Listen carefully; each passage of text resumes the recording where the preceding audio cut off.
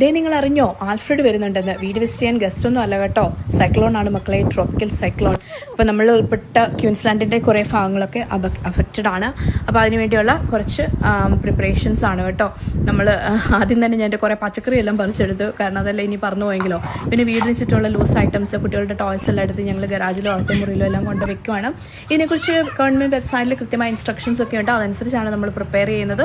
കുട്ടിപ്പട്ടാളുള്ളത് കൊണ്ട് തന്നെ എല്ലാം അവർക്ക് ഒരു ഹെൽപ്പാണ്. അപ്പോൾ നിങ്ങൾ ഇതുപോലെ എല്ലാം പ്രിപ്പയർ ചെയ്യുന്നുണ്ടെന്ന് ഞാൻ വിശ്വസിക്കുന്നു. ഇല്ലെങ്കിൽ നിങ്ങൾ എല്ലാം സ്റ്റാർട്ട് ചെയ്യുക, അഫക്റ്റഡ് ഏരിയയിലുള്ളവർ. പിന്നെ ഇനി ഇതിന് ശേഷം നമ്മൾ ഈ ഫർണിച്ചർ എല്ലാം ഒന്ന് ഒതുക്കി വെക്കുന്നതൊന്ന് ഫ്ലൈ ചെയ്ത് പോകാതിരിക്കാൻ വേണ്ടിയിട്ട്. ഇത് ആദ്യമായിട്ടാണ് നമ്മൾ ഫേസ് ചെയ്യുന്നത്, നമുക്കറിയില്ല എൻ്റെ ഇൻറ്റൻസിറ്റി എന്തോരം ഉണ്ടെന്ന്. പിന്നെ ഒരു എമർജൻസി ഷോപ്പിംഗ്, അതെ അവിടെ ചെന്നപ്പോഴത്തേക്കും എല്ലാ റാക്സും എംറ്റിയാണ് പ്രതീക്ഷിച്ച പോലെ തന്നെ. പിന്നെ കിട്ടിയ കുറേ സംഭവങ്ങളെല്ലാം എടുത്തൊരു എമർജൻസി ലൈറ്റൊക്കെ എടുത്ത് ഞങ്ങൾ തിരിച്ചു പോന്നു. എന്തായാലും ഇതിനെക്കുറിച്ച് വിദഗ്ധർ പറയുന്നത് എന്താണെന്ന് കേട്ടു നോക്കാം. അപ്പോൾ എല്ലാവരും സ്റ്റേ സേഫ്. ബൈ.